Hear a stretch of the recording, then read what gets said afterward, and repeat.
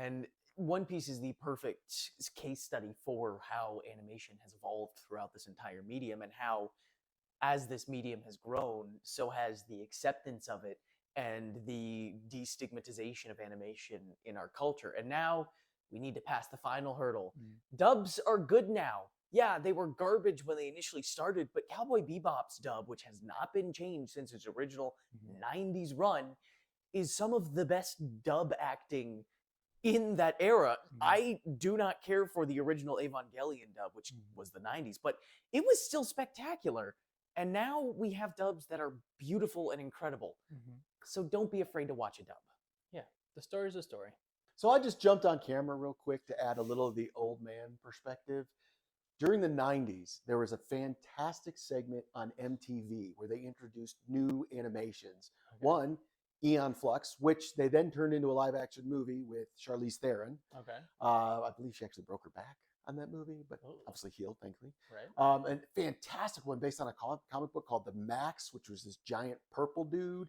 And the animation, I mean, this is 90s, and it was cutting edge.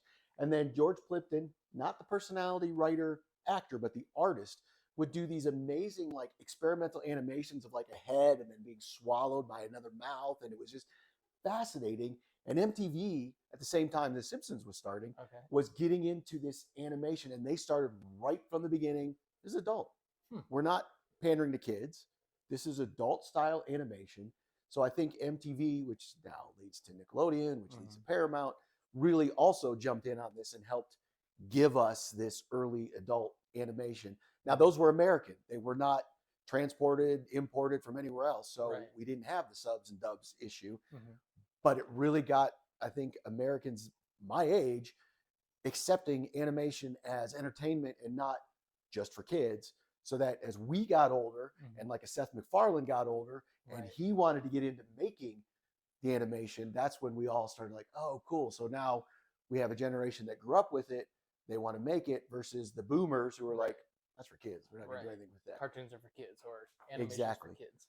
So I definitely agree with your evolution. I just think it goes a little more than just Simpsons, and it was. Yeah, I mean, you could go Simpsons, South Park, all of this kind of, like, there's a lot more factors to that would lead us into probably an hour-long discussion. So, but it's cool that it did. It's exactly what you said, and it wasn't just Simpsons was for kids. That's how it started. I remember being in 7th grade when it came out.